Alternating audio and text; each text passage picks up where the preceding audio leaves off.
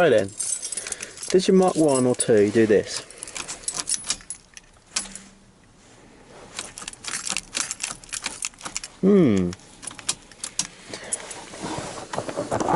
Basically what that is, that's the ignition switch on the back of the barrel. It's not the barrel, like the key itself, don't worry about that. A lot of people go all out and change the whole thing. You don't need to, and here's how you do it. So take your key out and you'll see this pattern's fitted a push button start, but I'm going to go fix it properly now. There's 3 screws under here, there's 2 self tappers up here, and there's a machine screw right there. So pull this little latch down, that's your height adjustment, and then you want to pull all 3 screws out. 1,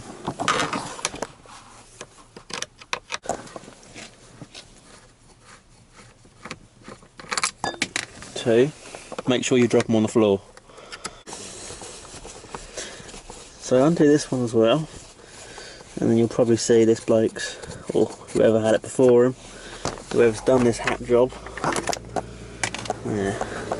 Then all you want to do is basically just separate this plastic cover. So either side, just below the indicator stalk, that's where it splits. So if you just give that a yank, you can pull that off. This bloke likes his silicone dash cleaner and it's a bit slippery. Right, and then you're in. So obviously you can see there, look, there's your ignition and all that. So that's the ignition switch on the back. If I drop it down, you can just about see that screw there. That needs undoing, so you need a little stubby Phillips screwdriver on that, and then push this clip in at the bottom and that'll just pull out. So I'm going to go do that now. If you're crafty like me, you might just be able to get a screwdriver in there across it. A long normal screwdriver. It might take a bit of contorting. Can't really see the head of it. There we go. So undo that little self tapper that holds the switch in, and then push up on this clip. Probably a flathead's better for that, but anyway. And then you'll probably see this barrel as a cross, like a cross drive or whatever you want to call it. Now I bet you that's worn, but we'll have a look.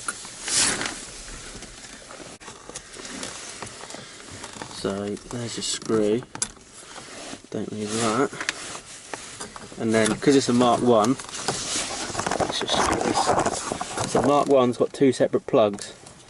Mark 2 has got exactly the same pins, if you like, but the plug's one piece. So yeah, but basically that, the end of that can get like ovaled out, but this one's alright. And also the contact can get all burnt up, I guess, inside. I did take one apart once and clean it up. It gave me a couple of weeks, but there's no point, just go and buy a new one off eBay. Or in my case, I'm a tight ass and this is like a budget build. It's like a bogan build. So I've got a second-hand one off my green truck. That's a Mark 1. So we're just going to switch it over because that worked fine when I parked it up. So I'll go grab that now and we'll stick it in.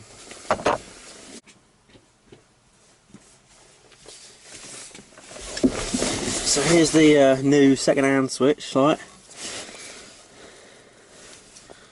So obviously that goes in there. That one goes on that side.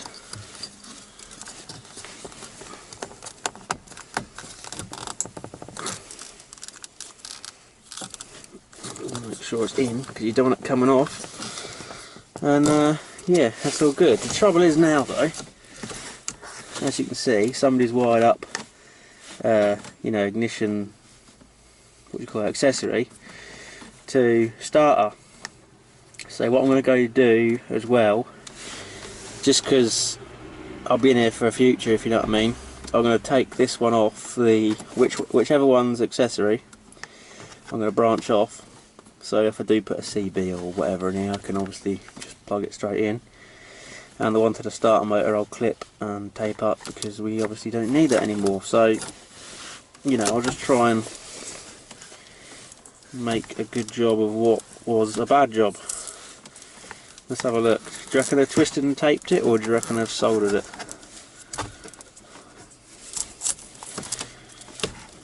We'll find out.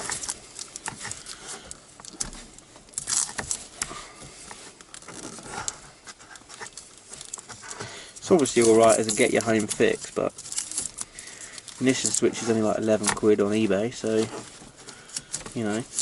And look, I can tell you now, that black with the yellow tracer here, that is the wire for the starter, and the black with the red is going to be the ignition, or the what would you call that, accessory. So looks like he's had a go at the blue one as well and then realised it wasn't the right wire. Oh sorry, white one, the white one. But yeah, so yeah, cool. We'll clip that, take the insulation tape off this one, off the starter, because we don't need that.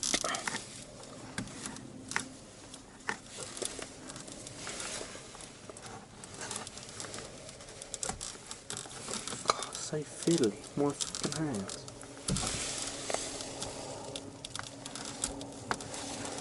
Oh, I hate little bits of insulating tape, does my head in. There we go.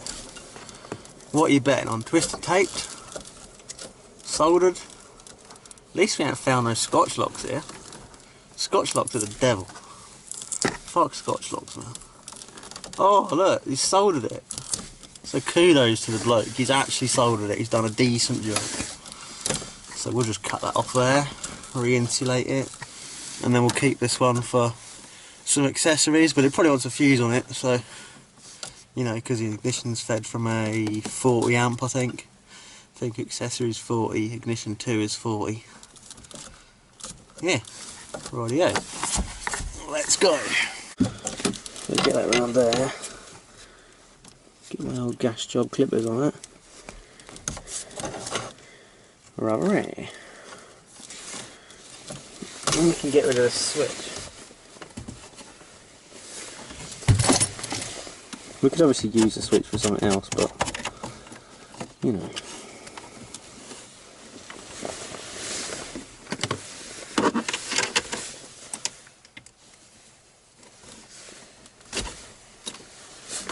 We just want to tidy it up a bit, because obviously it's a bit of a beater truck, but we'll just try and keep what we need and bin the rest.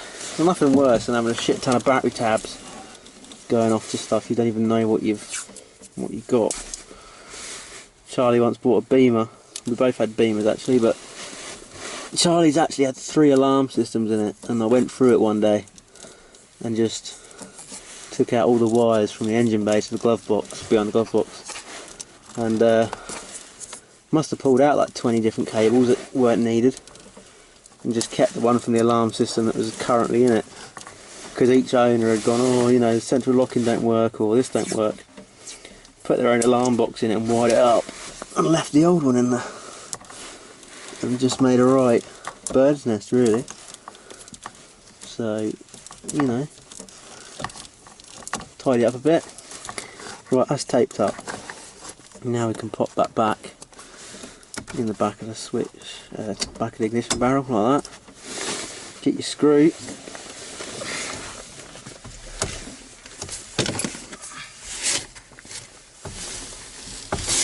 And then try and get it back in.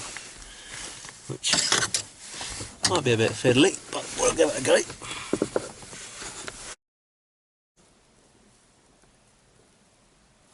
Ah, gotcha. Right. So just screw that screw back in the back of the barrel.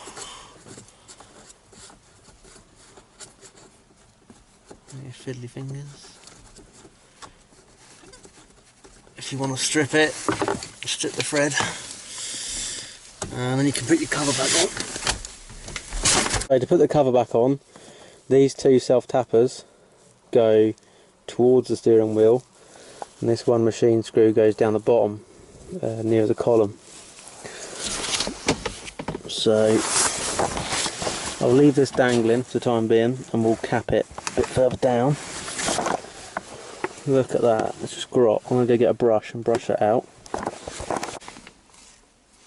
Right, so to put it back, that down, slide this up, and you want to pop it over the little bezel for the key, for the ignition.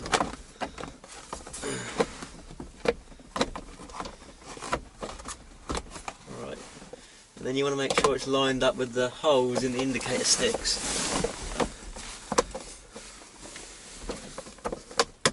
That goes over the top like that. It's got like a set of pins a bit further down that they need to engage with each other. So, machine screw with the proper thread. I can't see what I'm doing.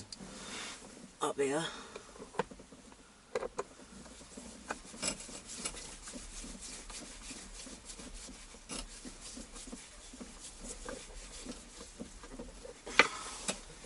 Lock the column up, and then put your self-tappers up near the steering wheel.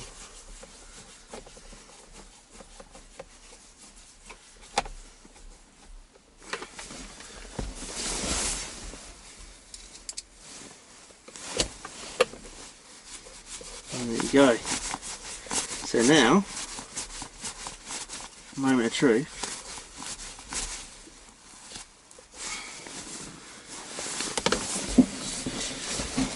Get our keys.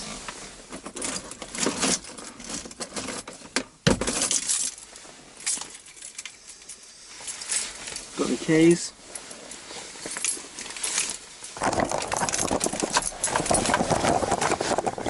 She's not in gear. Ready? Position 1, 2. Oh baby, she's fixed. Just like that. That wasn't hard, was it? So that's how you fix your ignition switch on the Mark 1 or 2. It's not hard. Hope you enjoyed it.